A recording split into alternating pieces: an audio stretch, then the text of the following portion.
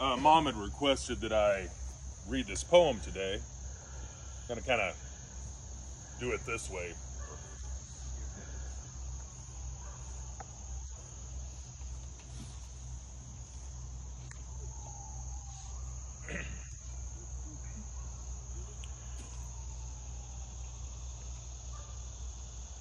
Good night, my father, good night. The long dark trek is through. Good night to you, brave knight, till I one day am you. Your beard hangs low, a grizzled gruff upon that aged face. Yet deep inside the finest stuff kept from your marching days. We bury you in Elysium among the gods to dwell. Some see a grave and misty tomb, I a short farewell. Good night, my father, good night. You taught me all was good. You took me to the spring at night, you led me through the wood. You showed me all the plants to eat, gave thanks for crops and deer. You showed me yellow fields of wheat before the harvest year. You called me to the mountains gray where light and shadows cast. When my body finally leaves, you said, what is left is what will last. Good night, my father, good night. Sleep well, my grand old knight. Rest your weary, time-worn bones away from children's sight. And still there's green upon the field, a bird sings on the wing, and children yet in woman sealed from your tributary spring. And I remember all, yes, all, as I prepare to die. I've shown my girl the tomb and hall where I'll forever lie. She remembers all I told her here, these memories of you. You said straight as the arrow flies, her life should be so true. Good night, my father, good night.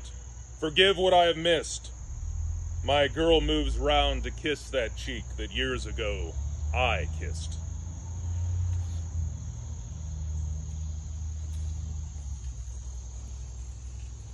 Thank you, Shep. And finally, just on behalf of the family, I just had a few words I put together. As we know, Billy was the youngest of a family of 11 children who went on to be a successful ophthalmologist, but I think perhaps his greatest legacy is with us today, and that's his daughter, Lisa. Like most people, Billy lived a life full of challenges and obstacles, but the kind of life that we can reflect, and the kind of life that reflects the one thing that we all desire. There have been millions of songs written about it, movies made about it, and even one person who claimed to physically embody it. What am I talking about? Why, love, of course. It is the one part of Billy's life that continues to this day.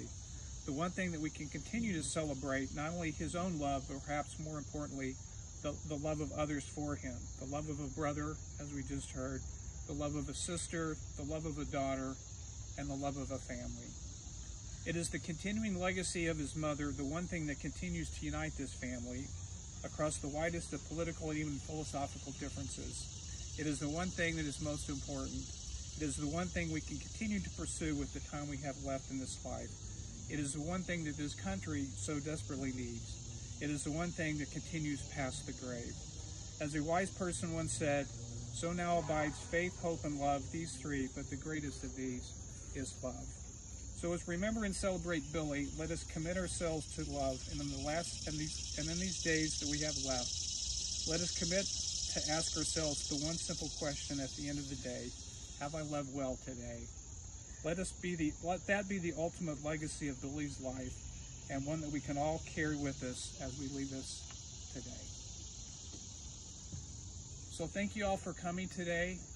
This was just a special time. Thank you for the contributions that Sonny gave to remind us about his brother, that Chip gave, just to reflect about the attributes and love of a father. And as I mentioned, our day is not over. There's still a time of fellowship together. We'll be leaving momentarily to go visit Virginia at her condo and celebrate her birthday as well as the life of Dory. So I hope you can join us after the service and come with us. With that said, we would like to get a group photo, since this may be one of the few times we get everybody together, and so Sarah is going to organize that. I think we can just want to go over here. Let's get in front. Just stay here. Just stay here, and everybody come together under the tent, and we'll facilitate.